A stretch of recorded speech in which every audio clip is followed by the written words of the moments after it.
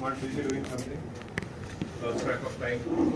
Walked halfway there, realized my phone is there. What a real feel of what homo feels like. Went back, picked up my phone. Yeah, sorry for this.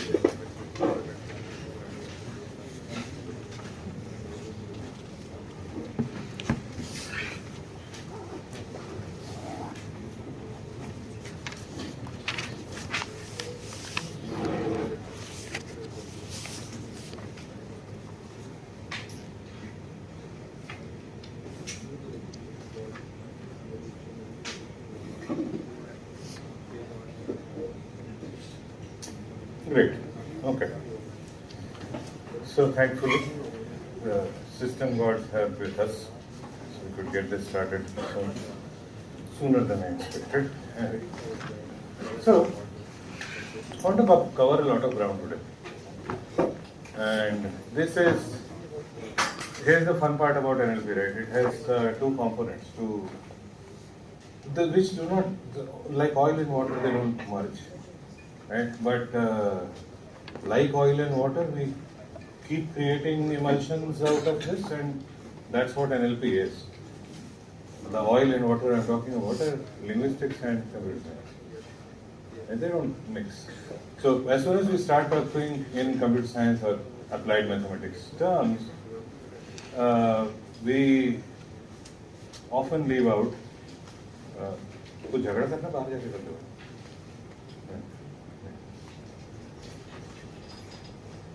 So, whenever we start thinking in applied mathematical terms, we leave linguistics at the door. Whenever we start talking about linguistics, we are like, maths is the enemy. Right? This is common. CLD people are baffled because of this, because these are completely different aspects, and we are told that language has this and this and this property, and then here is a model which ignores all of it. That's how it works. So it always feels good, and it will feel good when we get to a point where we actually deal with models which at least are rooted in some part of linguistics. But that is yet to be. I mean, that's some distance away, just 2 classes away, practically. But yeah, this is irritating. Anyway. So, I'll continue with this. And so, the reason I was drilling tokenization for 2.5 classes is because this is the first step, and we already leave linguistics behind, right? So, tokenization, understanding your domain at the most fundamental level is important, but then comes practicality. The practicality of language processing or any data processing is you need space-efficient representations. You need to have your domain mapped out in a manageable structure. Manageable in size is the simplest thing that you can say. It cannot be too long, too big. Language is not like that. Practically speaking, if you count across the ages, every language has infinite vocabulary. Countably infinite maybe, but infinite and nonetheless. Because we can coin new words, so if you project what would be the vocabulary 15 years from now in popular literature, we cannot guarantee. What we can guarantee is we can make reasonable assumptions to bring it down, right? And leave the more obscure parts of the vocabulary behind and just deal with the core, right? So this is an assumption, but as you can see, that it already has some compromises, right? The whole idea of tokenization is one, structure the input. Input is not a sentence. What is the input? First thing, why is input not a sentence? The sentence is too big. And it is composed of something, we know that. So why not break into that composition and work with the composition, right? The composing units. That's words, is it? Linguistics says no. We know that words are composed of something else.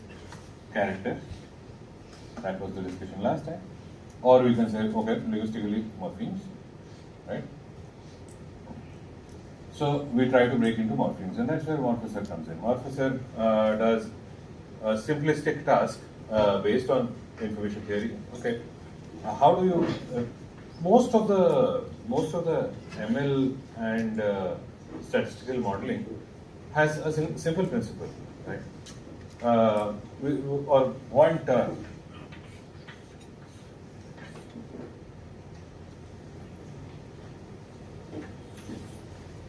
Practically, it can just be written like this, where D is data. So, the goal of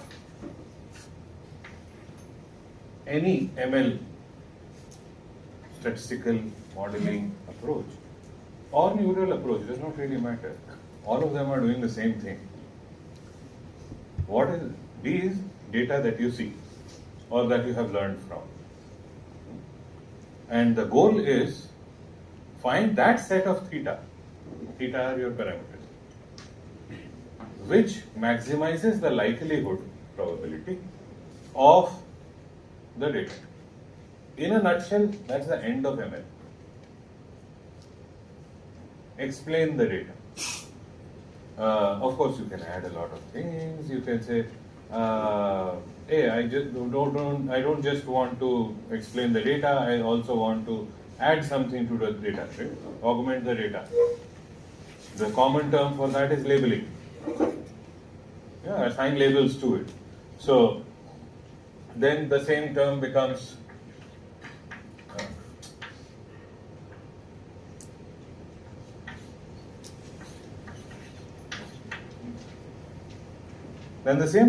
this. Can you explain the data and the labels? Can you maximize the probability, likelihood of the data and its associated labels? The whole data is does not have one label. It has a sequence of labels or a series of labels or a set of labels. Right? Every element in the data has some label. Right? You want to maximize. That's your classification term. This is modeled in various forms, and that leads to, this is short digression into different kinds of machine learning that you see all the time. Okay. The first one is unsupervised ML. Unsupervised machine learning is, there are some theta parameters, and you're basically saying there is no labeling, there is no other task. You're just explaining the data with some assumptions which have led to the hyperparameters or parameters, and those parameters should explain the data well. Choose that set of parameters well. That's unsupervised. This is supervised learning.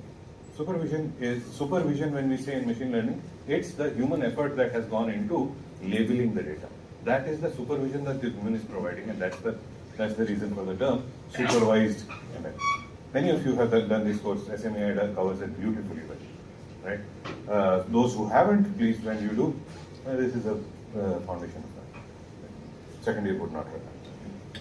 How many second years? Entire CID or only CID or anything else? Only CID. And probabilistically, this then breaks into two different forms. One is trying to model this directly, which is hard to do, which is significantly hard to do. So often it breaks into probability of label given data comma theta into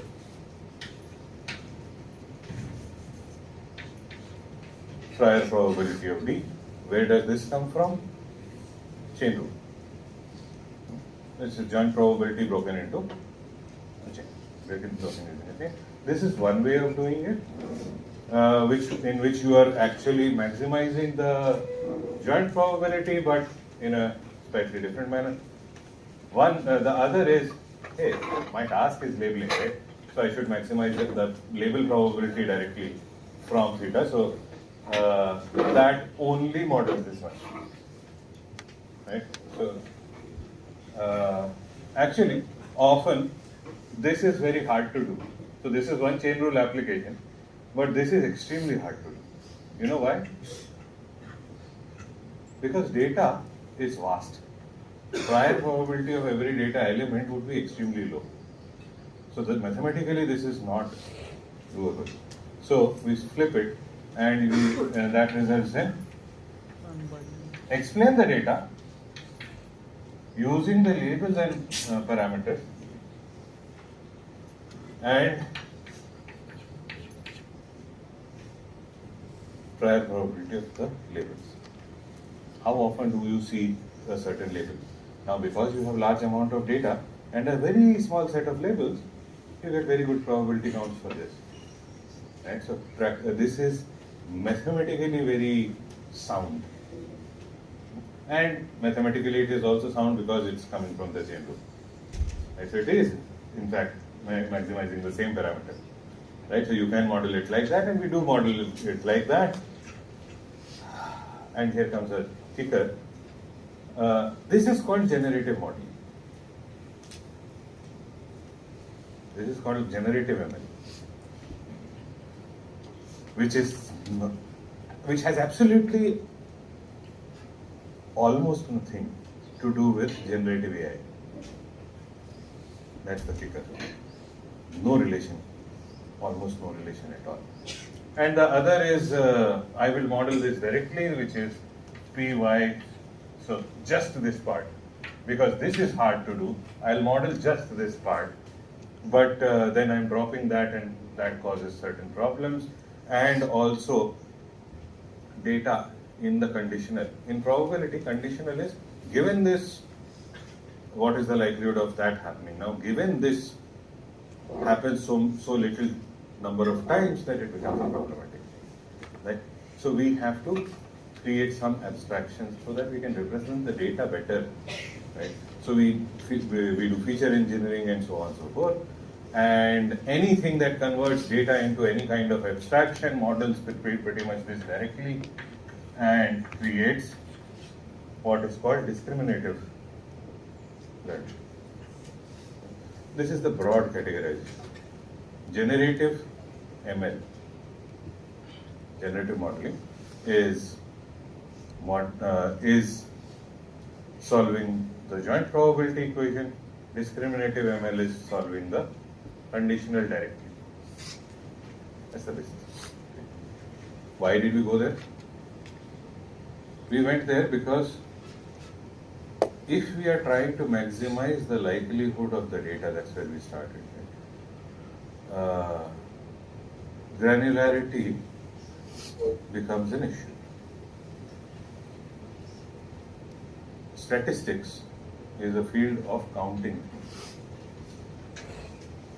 making inference based on counts. You should be able to count things. If the counts are not high enough in a very large corpus, then corpus or data set, then those counts are not reliable, meaning they do not represent that phenomena well enough, right? So, the last sentence I spoke, how many times in the history of the language has that sentence been spoken? Any sentence.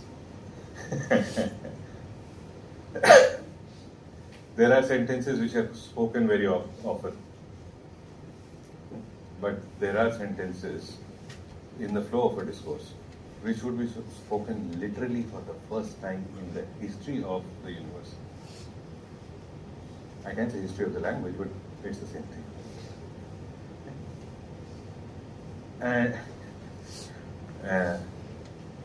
And that means that there are, if we look at a sentential granularity, we have extreme data sparsity. Counts are pretty much zero for almost every sentence. Whatever counts we get is 5 times in a million, something like that. Right? You would get 500 times, 5,000 times, 50,000 times in a million also, but that is also an extremely rare thing. Well, it's the same zip curve thing. There are certain things which will be very, very high probability, then orders of magnitude drop for every next frequency, sort of. So granularity becomes important, and that's where tokenization comes in. Tokenization is both linguistically and from computer science perspective trying to understand the domain by looking at it from the right lens, right input lens, and that input lens defines what your input unit is, and how that unit interacts with other units is the rest of the field. That's pretty much it. Right? So if we linguistically say that morphemes are the unit, right? Not characters, we discussed that. Characters are too low, then you are overloading each character with too much responsibility. Every vowel present in every other word needs to take some weight of the, if we are going to meaning, then some weight of the meaning of each of those words. Right? It will be a mess. Right? That's reducing the abstraction too much. Right? So you have this vast language with vast vocabulary and vast number of structures, and you reduce it to just 50-60 characters. Not good. If you do it at words level, you still have that sort of a small problem that words are not complete in themselves. Words are related to each other semantically, and they are also related to each other because of grammar. We talked about native language, our native languages, and how we keep on attaching things, right? So when I say our, mostly I'm talking of Dravidian and Dravidian influenced languages. Dravidian influenced languages, one of them is Marathi. Marathi Konkani would be Dravidian influence. There, Indo-Aryan languages or Indo-European Indo-Aryan languages, which are border languages and therefore got a lot of influence from Dravidian languages. When you look at language from that perspective, then you have to ask the question, okay, how do I make it suitable for processing? That's where tokenization comes in now. We are going towards, no matter what we do, whether we do it statistically or neurally or whatever, we want to represent the meaning of whatever we have seen. The goal is to understand meaning, natural language understanding. Right? Understanding means understanding meaning. Characters don't have meaning, we know that. Right? Phrases have meaning, but it is composed. If that is true. And sentences have meaning, but it is composed. If that is true, then there are words which have meaning, but there are some words which are also composed of morphemes. So the long way around is to have a very strong rule-based or grammar-based morphological analysis system, or we can try to get an approximation of that by saying, if a morpheme exists, if an attachment exists, suffix, right? It exists and you know it, I mean, you use it regularly to represent some grammatical property, then that component will exhibit statistical behavior similar to independent tokens. Meaning it will have high counts, right? It will repeat itself many times. At least we can say that. It will repeat itself many times because the same thing is happening across many words and happening very often because it's a grammatical property. So apostrophe S, you can say. It does not change across any word that you use it with, but it is attached to the word. So there is a component which created a word. So my first day's example, brother's cat. Brother, apostrophe S. Apostrophe S carries a grammatical meaning, right? And it is also it appears a statistically significant number of times. That is what Morphosur is taking into account. It is doing, by the way, what is S? Could you figure out?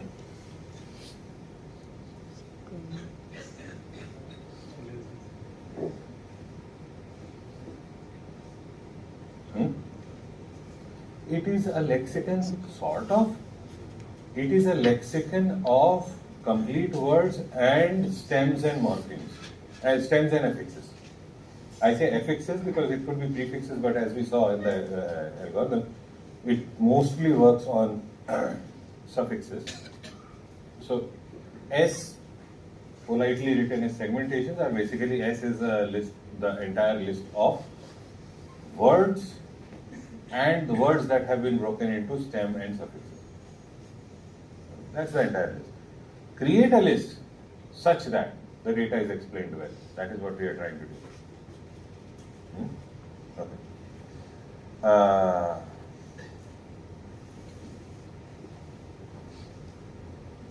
So we have a list of segmentation. That's the joint probability in a way.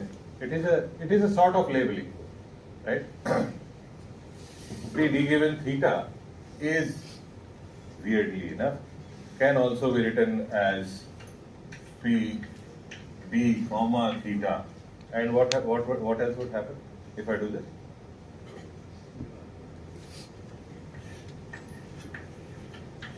In most cases, this does not make sense.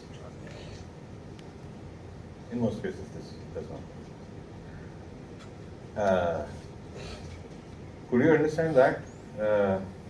Can you write it as a formula by removing the log? What happens if you remove the log? So compress the whole thing. Huh? So you get it, right? So it's basically log loss, and it is the joint probability. So minimizing loss is the reverse of this actually. But okay, yeah, it's fixed that. So that is, you are again maximizing the likelihood of data and segmentation such that the segmentation, the vocabulary that we create of morpheme, maximizes the likelihood of the data. That's pretty much it. Okay. We keep on splitting till we get a slight improvement in the log likelihood. Then we try with other words, then other words, and we go through all the words once, then twice, then multiple times, and we keep doing it till the cost stops.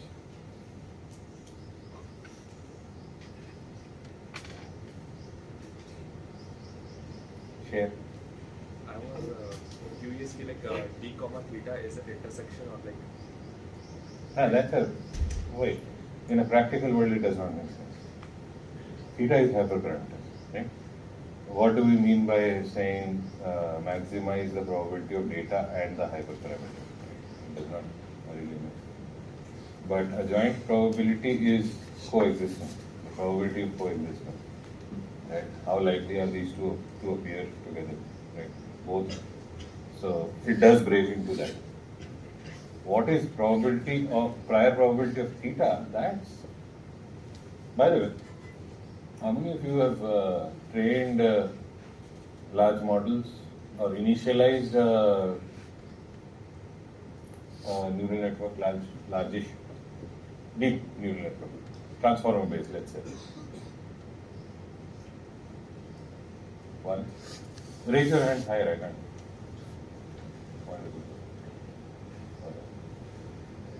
What's the seed?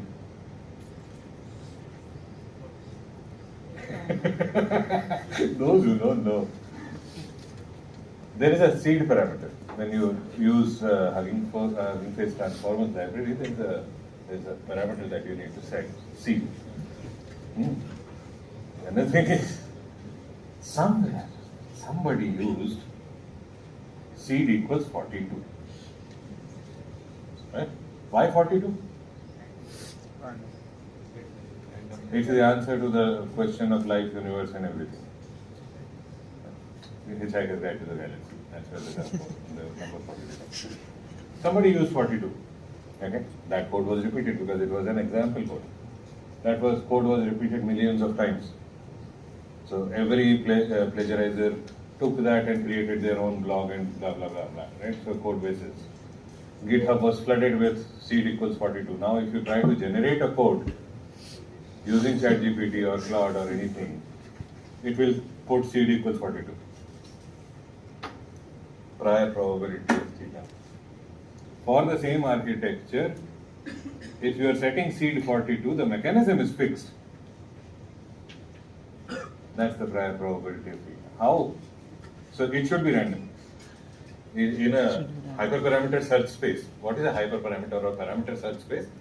If you have two parameters, think of it as a 2D plane, right?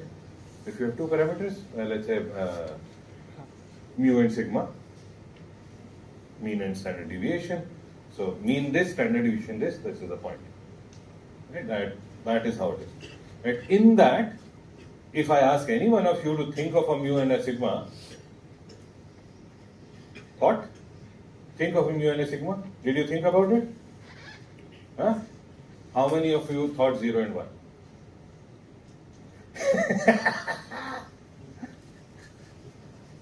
Mean 0, standard deviation 1. That's not a necessity. So, but in a very complex parameter space, the probability of choosing a set of values for your hyperparameters should be random, but it is often not. That's where the p theta actually starts playing a role. But we often don't go there.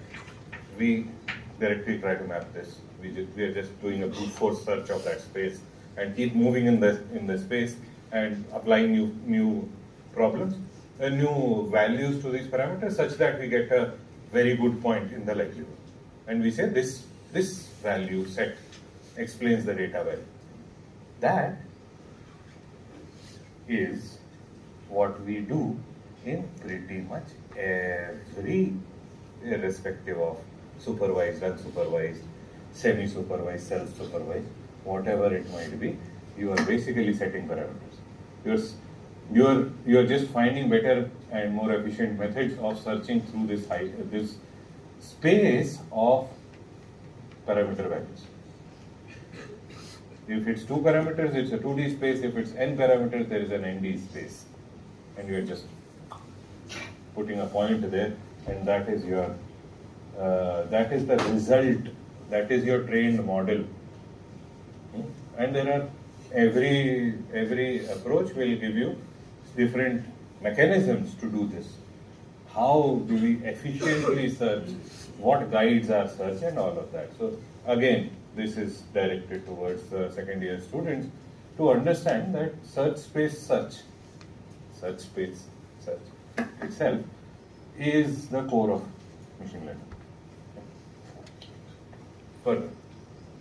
So when we say we will break and keep breaking till the loss stops, basically by the time you have peaked somewhere, right? Your loss or your probabilities have been maximized, loss has been minimized, that's the negative rate, right? So your probability has been maximized, and therefore you stop. What did you do? Your parameters were the segmentation. You stopped the search. It is a brute force search, pretty much, right?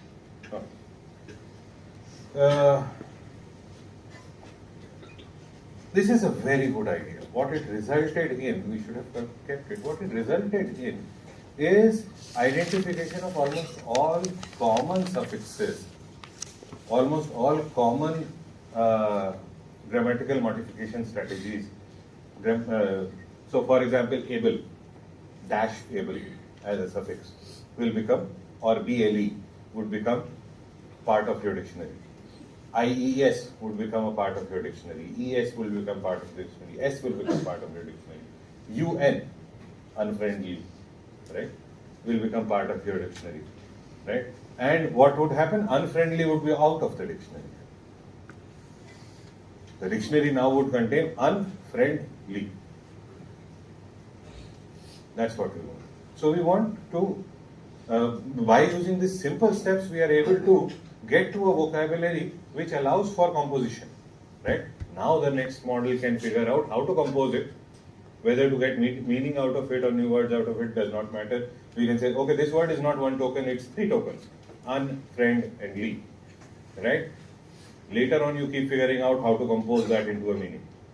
right? So that's basically tokenization. Morphicer is also pretty hard to run because, as you can see, it's a brute force search. And to be honest, there are no good methods of tokenization early on. It's an active research area that tokenization, there should not be any tokenization. So recently, from the last year, we have been seeing a flurry of papers, tokenization-free models. Let the model figure out whatever, give it a stream. That's basically, I don't know if I use the Marie-Antoinette example here. So that's the Marie-Antoinette way of looking at the world. You know who she is? Most people would know. How many people don't know? Honestly, okay, I stand corrected. Some of you know who Marie Antoinette is, and most of you don't. Marie Antoinette was a queen during literally the French Revolution, at the center of the French Revolution. Population was starving. King was not kinging, and reports came in that the population is starving and they don't have bread. Now you know where I'm going with this. And Marie Antoinette responds, if they can't eat bread, let them eat cake. Does that, you realize where this statement is coming from, right? A person who has never seen deprivation. So let the model figure out, just dump the data, or give more compute, or add more data, or any such, right? Scale more, buy a bigger GPU, or buy hectares of land to run a data center which would run a single model for 500 years. All of these are a privileged and very blinkered view of the world. Most of the world can't do it. Forget most of the world, most of the languages can't do it. I mean, even if we had money, then that money would have to be spent in generating content just to learn from it. Anyway. So tokenization free models sort of move away from the reality of complex linguistic interactions totally, right? But BPE came in. BPE is sort of inspired by Morphicer and does a similar thing, but instead of breaking, so Morphicer breaks the words and BPE combines the words, combines the characters. So it starts at characters and get to the same kind of segmentation by seeing how often, how common a character sequence is. So Morphicer had a very complex listing. Okay, maximize the probability of the data. BP takes a simple iterative approach and says, hey, if it is common, it will be high frequency across the data, right? If it is high frequency, then I can just count how many times it has appeared and say, yeah, this is a good representative morpheme or component that I can break in, right? That I can combine together and put it in my dictionary. So you start with something like this. There is a sequence of characters followed by the number of times that sequence of characters has been seen. Okay? So /w is end of word basically, but then so LOW has appeared 5 number of times, lower LOWER. This sequence, right? Not these characters. The sequence has appeared to newest, wides, and so on and so forth. Right? This is unigram count. The unigram breakage sort of. Combine them together. LO has appeared 7 number of times. Even you can compute it from there, from the array data also. Right? You can see that it appears 5 times in the first one, 2 times in the second word, So that's 7, right? LO appears together at 7 times. OW occurs 7 times. W, W and end of word. W at the end of the word. Somebody said W something. You are just checking every substance. It is iterative. It does not have the compute for that processor. Does not require the compute. Does every time it generates, it has meaning? Like for example, LOW, low. Instead of it WOL, like that it can also generate. Why? And it's just a strings, I mean characters to strings, right? By a bag of word नहीं काम करना है. Sequence, this order, appearance in this order. You could have said LWO, if, but owl would be a common word in any case, but that's not the point you are making. You are saying that it's just a bag of words. These words have occurred together. No, this sequence is. When we say sequence, there is a order imposed. Right? So whenever we say n-gram, okay, N-E-N, unigram, single word appearing by itself, bigram, or 2 words. Sorry, I should not say word. Single token, single element occurring together, unigram. Two tokens appearing together in order is bigram. 3 appearing in order together is trigram, and so on and so forth. Okay. So whenever we say n-gram, we are always talking of a sequence. Okay. Just to be clear, we are never talking of bag of words or bag of tokens. Okay. So basically, you just count. You just keep merging. After one merge operation, you say, okay, which bigram, which one of this is the most common? Okay. Now that becomes the which bigram is the most common. Which one do we find? We found ES 9. Now look at the original data again.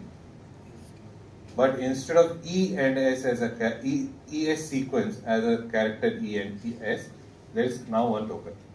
So earlier characters were the token, now one bigram, literally one bigram, has also become part of it. Every merge operation is count, max, add. That's BP. That's the end of BP. You keep doing every time you are adding one element to your list. Okay. You repeat this exercise iteratively 30,000 times. That's a minimum number of steps usually. By the way, no, it's not the minimum number of steps, but that's the common number. You will see 32,000 steps. Because again, some brilliant person used it for 32,000 steps. Now the whole world is doing 33,000.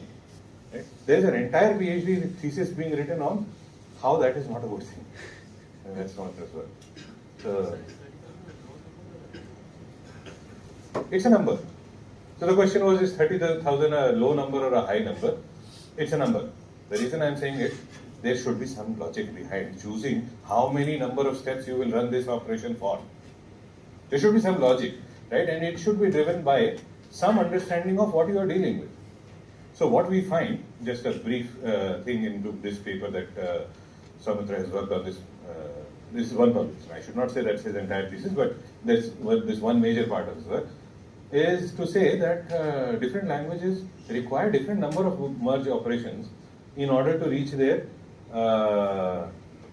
the optimum performance for a given task. This is also task dependent. So for machine translation between English and Indian languages, we find that if the Indian languages are have lesser number of merge operation and English has a higher number, so then you can translate from Hindi to English better. Oh, sorry, English to Hindi better, because Hindi has more composition. So as we move towards morphologically more complex language, we find that as we move towards more morphologically complex language, the number of operations reduces because we want to keep it free, because composition otherwise full words will be generated. That's the thing, right? So this is a very interesting find. But the principle still stands. There is a number of merge operation. It's not a low or a high number. It's a culturally agreed upon number. ML culture is very fanboy community kind of culture. Right? So that 42 is the result of that. This is the result of that. 8 heads in, we'll come to that one. Certain model architecture parameters are a result of that. Right? Why? And nobody knows the answer. Why? Because Vaswani et al. Did it. Vaswani et al. Did that in 2017, not 97. 2017. Right? The whole world has changed. You are still there. Why? Right? So that why is why we are in a classroom, to figure out why. So that's why I just wanted to point out, while BPE is the approach, nothing, and this is a common statement, usually I make this in advanced NLP, nothing is written in stone. Tomorrow you should come up with a better tokenization approach. Right? So that is what data was. So data merge 1 happened, then data merge 2 happened. Now I have EST in my vocabulary. Look at the last line. Right now I have EST in my vocabulary. Now, but others are still single character tokens. Right? This will keep on happening. Now think how many times, by the time you reach say around 1000, 2000, most of the common words would be part of the vocabulary.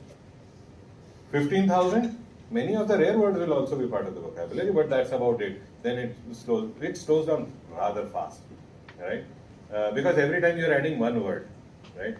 So in the end, you get sort of by 20,000 around steps, or even for different languages it would be different. For English, around 20,000 steps, your vocabulary is almost complete. All the common words are covered. By 32,000, you have segmentations only for the rarest of the rare words. So when you say common word, you're saying like, for example, friend will be part of the vocabulary and then LY will be Nah. friendly will be part of the No. So there is this if term, right? Friend is somewhere here.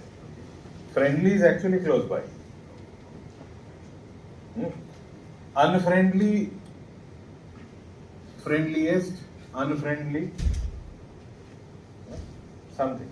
They are all more or less in a spectrum of common. Can you think of a word which is extremely rare but has the word friend in it?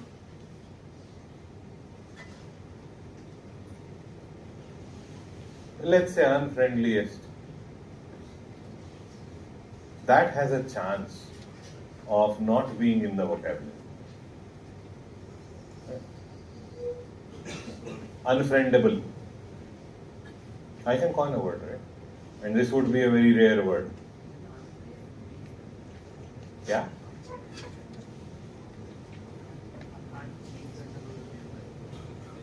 Okay. Coining does not depend on your understanding of grammar. Coining means I can coin anything. So he was like, I said unfriendable. Guy corrects me, it's unbefriendable. Like, pedantic much? See, usually don't, but it's friend. Yeah, it is wrong. It is wrong. That's why I chose it, because it would be the rarest of the rare words containing friend. So even words like that. Yeah, of course. Anything, see, here's the fun thing about language, right? Anything that has appeared as language is language. Right? So, we have a non-native speaker generating web content using odd phrases, bad spelling, odd composition, like what I just did. And it has been recorded for posterity. It has become part of the language. Now you can be, yes, pedantic about it and say, grammarly it and say, suggestion unbefriend, but it's out there. So language evolves precisely this way.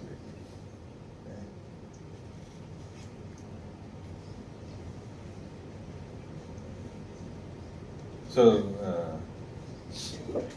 now this is very common in names and all that kind, right? So, one my favorite examples are names like Vijayawada, Vijayawada biryani, right? There are people with the surname Vijayawada. And for the life of me, I could not figure out what the hell is Vijayawada, right? And then I realized, okay, we are perfect. What? Pure Vijayawada? No.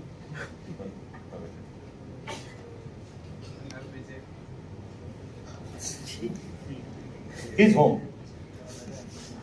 Because Vada is home. So Vijayawada, Vijayawada is a now whether Vijayawada came from Vijayawada or Vijayawada came from Vijayawada. Bijapur, same thing, which has been changed to Vijaypur, something like. I was driving to Maharashtra. I'm like, I'm in the map and in Vijaypur. I'm like, this is not the route I was taking.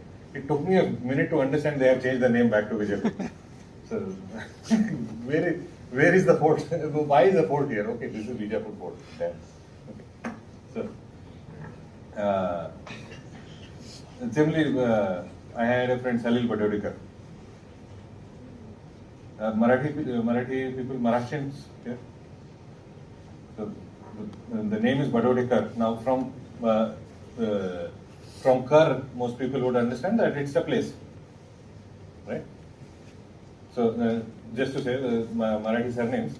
If you are from a place, so I have a friend Shrikant Vijayawada.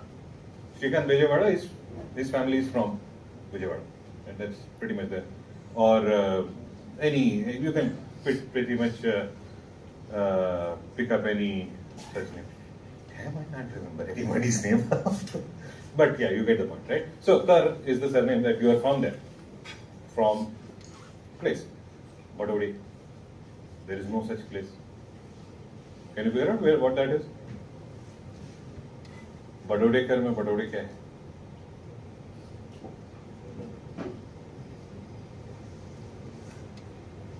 The current name for that is Vadodara. Earlier name was Baroda. And in Marathi is very cavalier with names. So, me Barodes I say, something of that sort, right?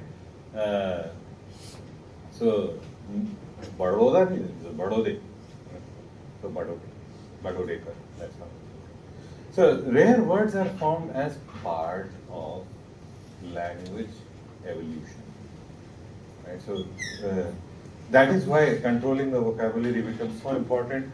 When I said countably infinite, this is pretty much what I meant. We coin words every second day.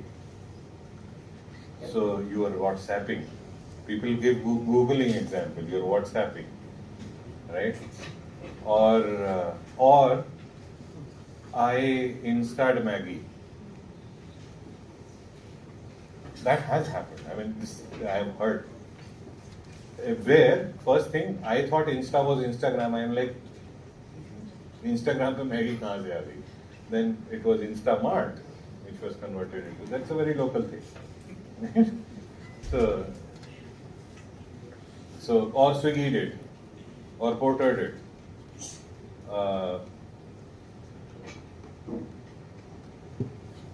So, merging keeps on continuing and you have a rank merge list, you keep getting it. By fourth or fifth, you have low and est as separate components. In very low level, this actually has the morphemes and this, but that's not the purpose of BPE. The purpose of BPE practically was to control one simple mathematical operation in neural networks. In neural networks, we have an input matrix, so to speak. Right? Whatever input you give, whatever sentence you give, that sentence is formed of elements. What are those elements? Each element will have its own representation. So that is your vocabulary, right? You have your vocabulary size. Okay? Whatever inputs you have given correspond to different parts of the different elements in the vocabulary, and then that vocabulary V size has to result in a small, reasonably small vector. We talked about vectors earlier. That's the representation of that element in the vocabulary. Okay. So there is a size of so there is a n size vector that you want out of it. Okay. This is done by a matrix multiplication, or which is multiplied with a. This is a matrix where we are picking from this operation. Okay. These are all weights. This is a matrix full of weights. Each row corresponds to a word. That's it. But it's still a matrix multiplication. It needs storage. V cross n, number of cells have to be stored, or you can say V number of n-sized vectors have to be saved. Right? If the vocabulary is large, this becomes massive. Then this is the input side. The output side is reversed. You have n. Choose one of the elements in V. That's another n size V multiplication. You have to save that matrix. That costs money. VPE's purpose is to reduce the vocabulary to a manageable level. 30,000 operations, 30,000 words, end of vocabulary. It is not 30,000, it's 30,000 plus change, but that's the total number, total vocabulary you have reduced it. Otherwise, if you take all the unique tokens available in your data, you will have millions of tokens in that curve. Useful only till this point, then a long tail of things that are appearing once. What?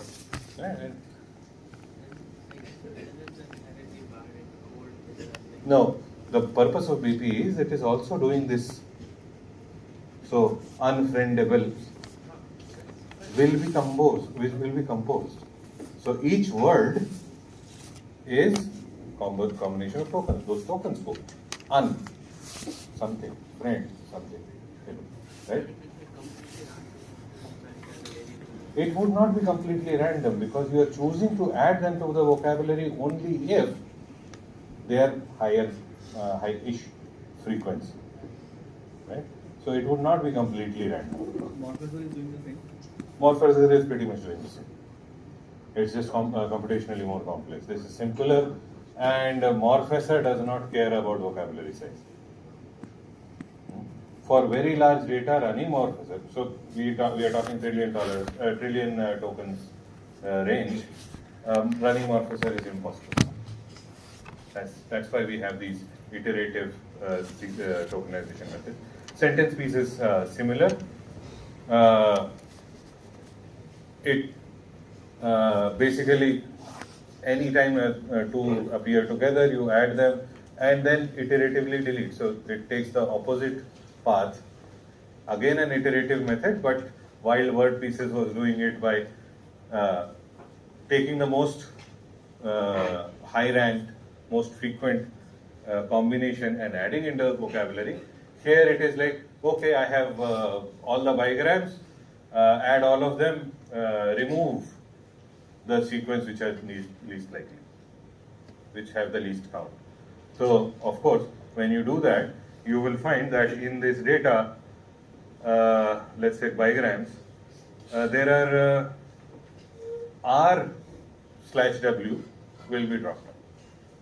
This whole thing will be the vocabulary, and R/W would be dropped. Right? ER would be dropped. WE will be dropped. These are the three lowest count elements. Right? And then we again stream it, attach them, drop. Right? So that's what keeps on happening for sentence piece. Sentence piece is again. Every tokenization approach is maximizing the probability of the data, and that is basically from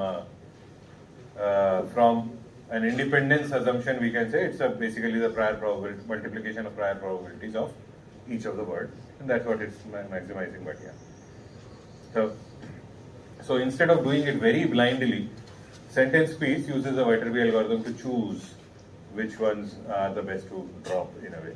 So the least useful in a sequence has a slightly different connotation now. So you have this sequence, you find, okay, which one does not, which combination does not maximize the probability, remove that. So this is closer to Morphism than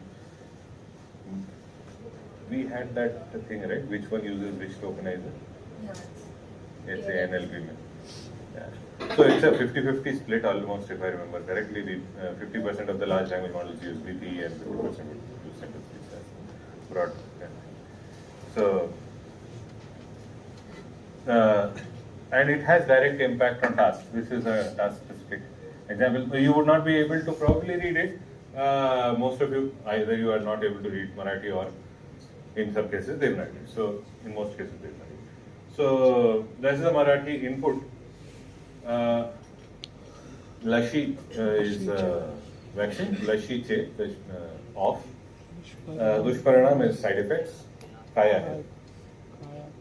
Kai as in how many different. So that's the reduplication that our languages allow. And if you tokenize it word level, the translation is bad. It says what side effects, that's it.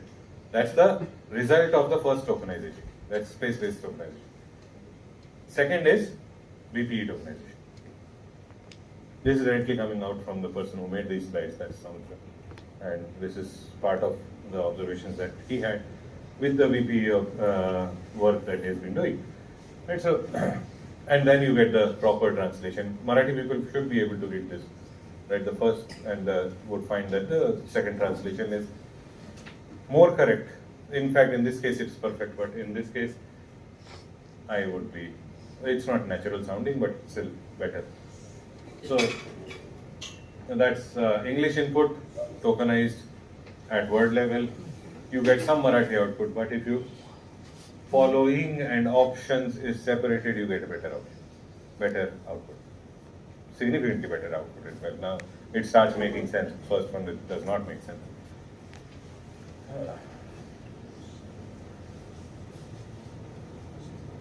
So the first translation is that one.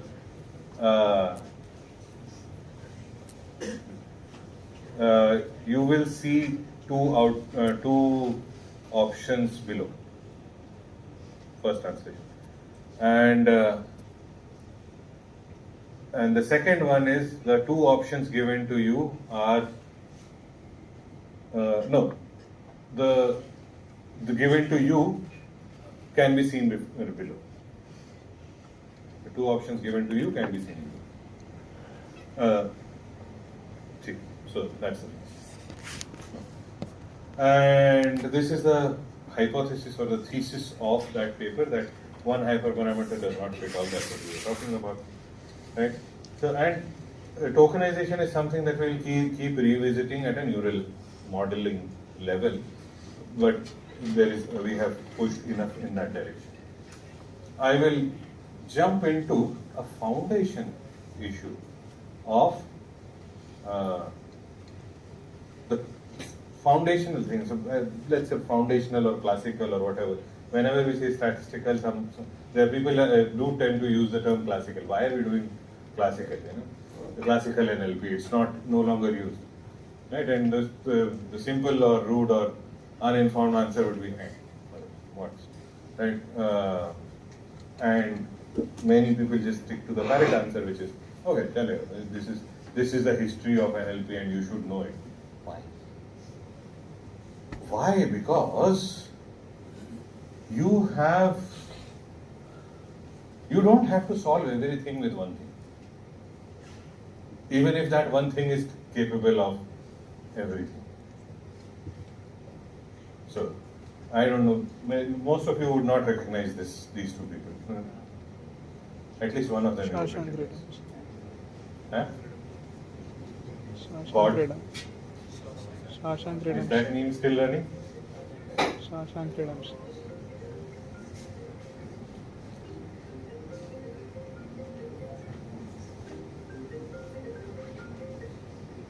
not only does it show the notification here, does not show me the notification on the phone. Hey, you don't remember the name? Do people still call him God? Oh, you don't know him. Morgan Freeman. Morgan Freeman. Movie? Shawshank Redemption. Shawshank Redemption. I want a hammer. The response, sledgehammer or rock hammer? Rock hammer.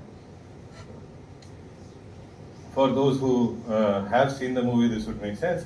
So this was for an older audience, it seems. This guy had to convince that he should not call multiple times.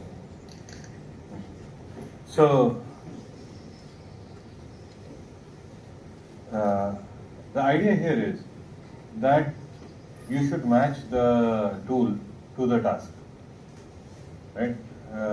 Don't use nukes to destroy an anthill. And most large language models are nukes, literally, figuratively and literally. So they are causing harm in real time. So, but that's not what we're here for. We are here to make them efficient and use them in a proper way. And what else should we do? We should solve problems with the tools appropriate for that problem, and many of those things are grounded in classical NLP. That's one reason why we are doing classical NLP. And the second thing is the entire basis of current NLP is coming from there, right? So modern day NLP is has not evolved out of the ground in the last decade. It has been building up for 70, 80 decades, right? And that is the start of the modern NLP, which is basically 1955 Shannon's game. 1955, Claude Shannon published a paper. The paper's title is on the entropy of printed English.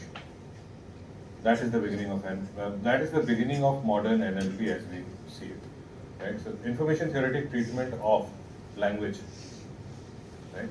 That and the assumptions used to do it triggered the computational linguistics paradigm. By the way, I say 1955, this paper came out.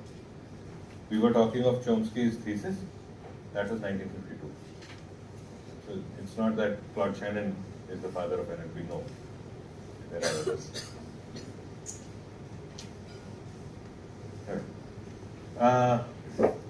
We did tokenization, but what do we do with it? Okay. And the most important task in today's paradigm, in order to understand the world we live in, is predict next token. And that is what Shannon's game was. That is what language modeling is. When you say large language models, you have to pause to ask, oh, what is a language model? What does modeling mean here, right? Large तो ठीक है अपनी जगह है, लेकिन language model, right? So language modeling, in a nutshell, the way modern language modeling is organized, in a nutshell, it is predicting next word. But language modeling, modeling itself is basically creating a simulacrum or an abstraction of a real thing. So you have the model of the new lecture hall complex in front of the academic office there. And that's a model. It's a scale model of what will come up. That's what a model is. Model gives you an abstraction of, sometimes functional, sometimes non-functional, abstraction of a phenomena that you are observing. Language is the phenomena. Language model is an approximation to that phenomena, right? So you have a model car.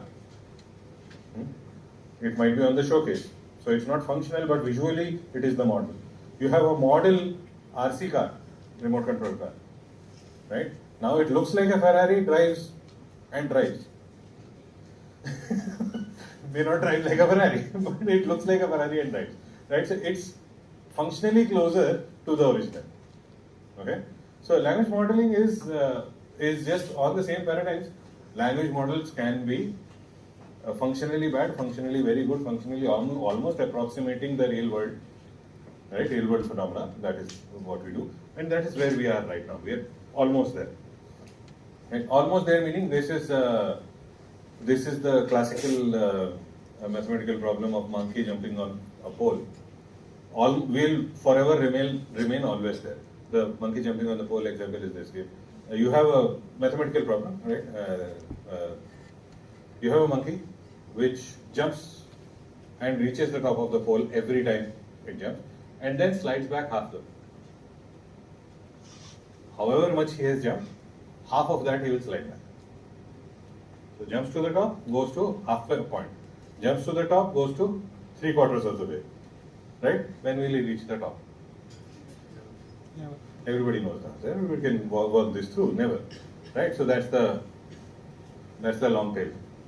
We will forever remain within reach. So we are very close, I would say. Right? Okay. So and the practical person in us would say, after a few, you have this small margin of error, say 0.005% distance from the top. We'll consider it practically the top, and you're fine. That's where we are. That's where we say language models have human level capacity.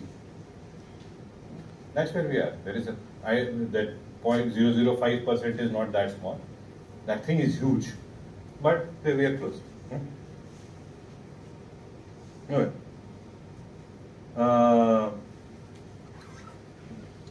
The question is, why is language modeling important to us? Language modeling, if you are modeling a phenomena, basically you have to understand the phenomena. Otherwise, why are you modeling? What is the model supposed to do? Here we are modeling the construction of language. How does language generate, or how is language structured? How is language created?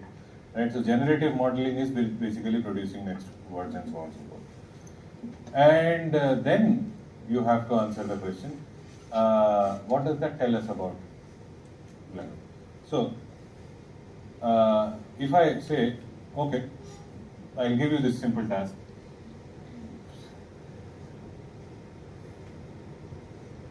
Predict the next word.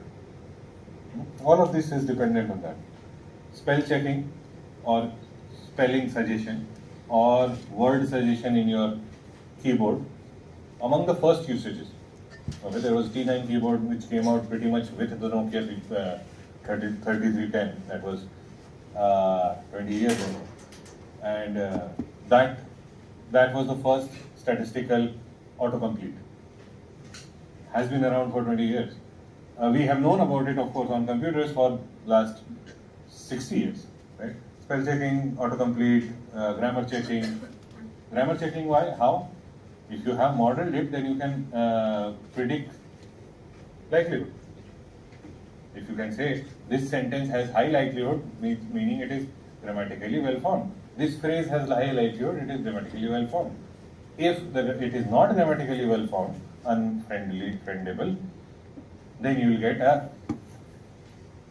this is not correct, right? Even in the token, on the token level, it would not be, right? Alright, speech recognition, same thing. Right? It's about probabilities. What is the most likely character or syllable that corresponds to this speech signal? All of that comes from the same principle of likelihood. So I give you this simple problem. Predict the next word. Huh? How hard is it?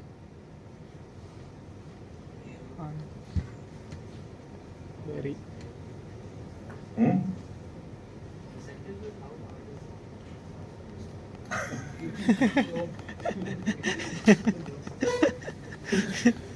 Okay, he auto-completed that. Really hard. How hard is it? Question mark. Really hard. Very hard. Next word prediction. How hard is the next prediction task? Next word prediction task. It's not hard. Practically speaking, it's not hard for most common cases, right? But in order to produce the next word, so if I say as soon as, what popped into your head? Possible. Possible, right? This is high probability generation. There is you have seen this enough number of times, count, that possible given as soon as is highly likely, right? He went to the. What pops to the head? बार वाला बोले 8:30 बजे बार क्यों याद आ रहा तेरे को?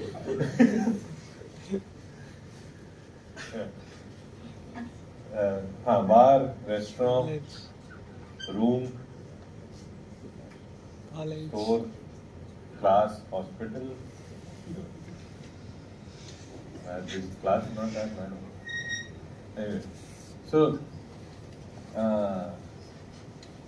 he went to the blank is dependent on what happened earlier. Who is he? Where is he? What was he doing? Right? There is a lot of real world that you have to understand in order to make a meaningful prediction. Even if you do it statistically, you need to, those statistics are coming from real world data. So they will force that nuance on you. Right? Meaning the probability would be distributed among many candidates. Right? Even if you choose them. So one is you have to understand a lot of things in order to produce the next word, or you can say if you can produce the next word, then you have quote unquote understanding of what led to it. So language modeling becomes a proxy for language understanding, because language next word generation is NLP complete. It needs everything that we know about languages and computational linguistics and NLP in order to predict that one next word. Okay. More importantly, formally it is the next, so that this is Shannon's game, by the way, so what we just talked about. Given previous few words, predict the next word. Given previous all the words, predict the next word. That's the basic, right? The thing is, probability of if given, so this is from the script of this show, right? So Sheldon says this: if given, Sheldon absolutely, but don't be surprised. And now the next word, give the probability if the next word would be if, right? You can say that it is, you can, if you want to compute the probability, count, right? Then it would be count of this whole sentence appearing divided by the conditional part appearing. That is the meaning of conditional probability. Okay. Right? How often will you see that phrase? So when I said given all previous word, generate the next word, I gave you 5 previous words and you can't. Because you would never find that instance ever. You would not get the count. Right? So we have to make some assumptions. Right? So how much can we count? We can't count too much. If the context is too long, then you are in a soup. So we think of sentences as joint probability. Okay? That's what we were doing. Or you can say, okay, joint probability, D given theta, D itself is a sequence of words. Joint probability of those words is what we are trying to do. And we use the same chain rule, sort of, but at a larger scale. So if you have many variables, that is your words, 1, 2, 3, 4, 5, 6, right, and they're in a sequence, you can do this. Take A out, then take B out, then take C out. As you take them out, they become conditional. They become part of the condition. Right? So if you take A out, in what order did we take out the words?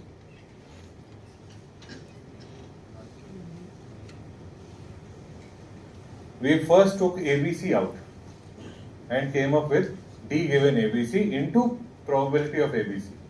I'll show you actually. And I'll show you how that works.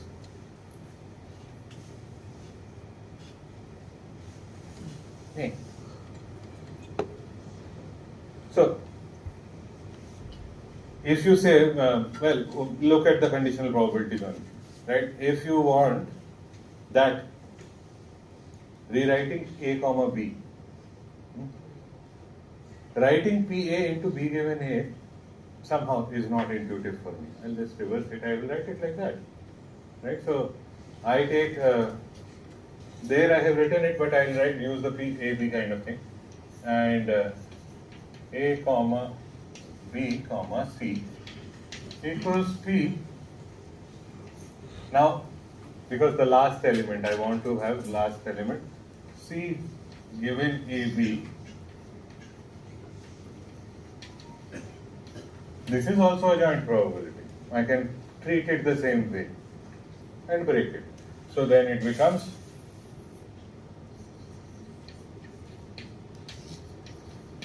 so that thing is written in the reverse order. In that we took it out in the reverse order, just because A, B, C, D are in that order. Right? And the same thing we can do for here, the Sheldon sentence. Right? If Sheldon absolutely, but don't be surprised. Surprised given, so the likelihood of the sentence, that entire sentence is probability of if given all the previous words into probability of surprise given all the previous words into probability of B all the way up to the first word. Probability of Sheldon, which is pretty high. And there is a unigram which is missing, which got hidden actually there. There is a unigram. Colon given Sheldon is the second term. The first term would be prior probability of Sheldon itself. Right. But the same context issue remains, so we simplify by taking an assumption the word is dependent only on the previous 2 or 3 words or some n number of words. So that is a order n Markov model. Markov model basically came from process engineering, and it said the current state of a system is dependent only on the previous few states, not all of the states from the beginning of the machine, beginning of the process. Right? So previous 2-3 states will define what this is. That is where this is coming from. Of course, you can have independent, so based on previous 0 events, that's 0 order, previous 1 state, then 1 order, previous 2 states, that's second order Markov chain, and so on and so forth. So you can choose what n you want, how many previous words you want to consider, and that's it. So this is instead of saying word n is dependent on all the words from 1 to n minus 1, you are saying word is dependent only on the previous word. That's a second order Markov model, first order Markov model, previous history 1 order, first order Markov model. And this you can compute using bigram conditional probability. So unigram, not dependent at all. Bigram, conditionally dependent on previous 1. So instead of all previous, it's just dependent on previous 1. Trigram, dependent on previous 2 in that order. Again, we are talking of n grams. It's always about sequence. The order has to be maintained. It's not bag of words. Right? This is how we define it. And general n-gram template would be previous n word written in this way, right? But I will not go here. But because you have limited the horizon history that you can see, it cannot handle long distance dependencies unless you chain it somehow. And even chaining does not help very much. So the statistical models had this problem. Language modeling we have been doing for 50 years. But statistical language modeling had this problem. We're about to reach 10 and I'll break at 10. But large language models solve that in a very, very different and efficient manner. And that is pretty much the second advantage. First advantage is large language models deal at a meaning level. Some approximation of meaning, and that is represented as a vector. We'll come to all of that. And the second is this, you can see long distance. And therefore, so here 2 words are highlighted, were and soups. This were, the choices were was and is, was, were, right? Are. These were the choices. The choice of were, sure, were and are were both possible, right? Given this thing. No. Were is dependent on the past tense choice, were depends on made, and the plural depends on soups. That together leads to the choice of the word were if we are producing this, right? Both are long distance. A regular n-gram model would fail here, right? When I say regular, there is nothing regular about it because I say 3 or 4 or 5 order.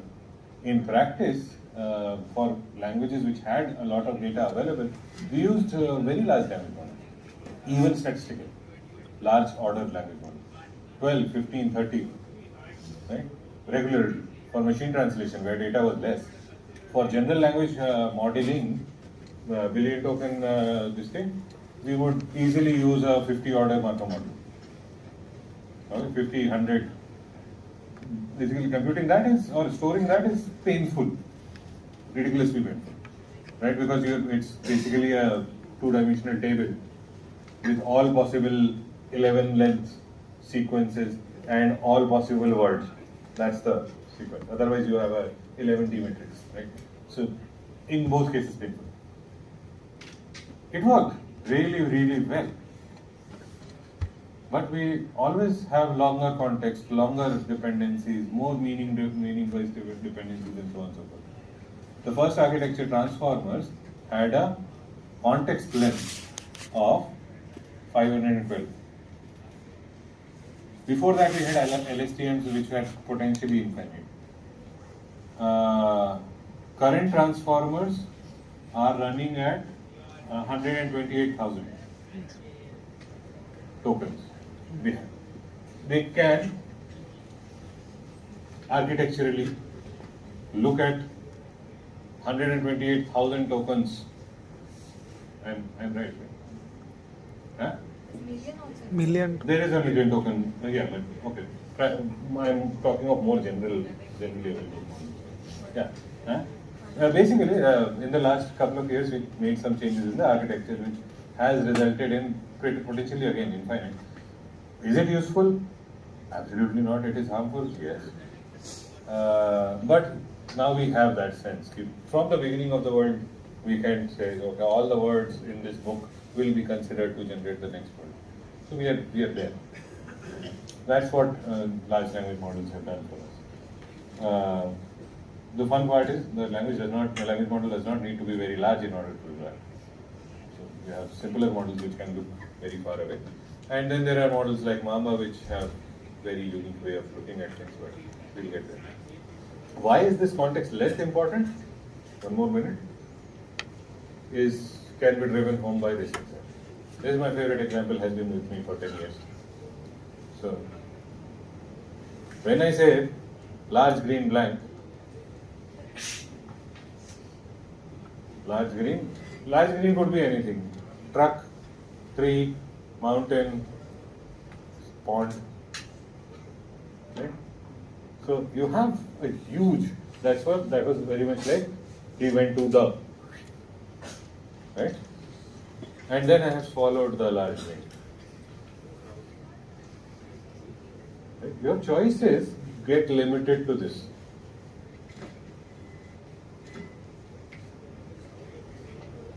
So you have candy, anything that is right swallowable by animate objects, animate entities in the real world that we see. Of course, in fiction this can be anything.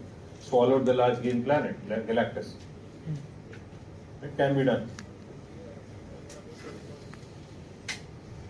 How many people got that reference? At least my old comics are coming back. So otherwise, Silver Surfer was also a 20-year-old movie. Thankfully, they made a new one. Right. So, of course, for Galactus, it would not be referred to as large green. Small. So that's the thing. If you have larger context, you have less counts. If you have smaller context, you have more counts, but not more information. Very little.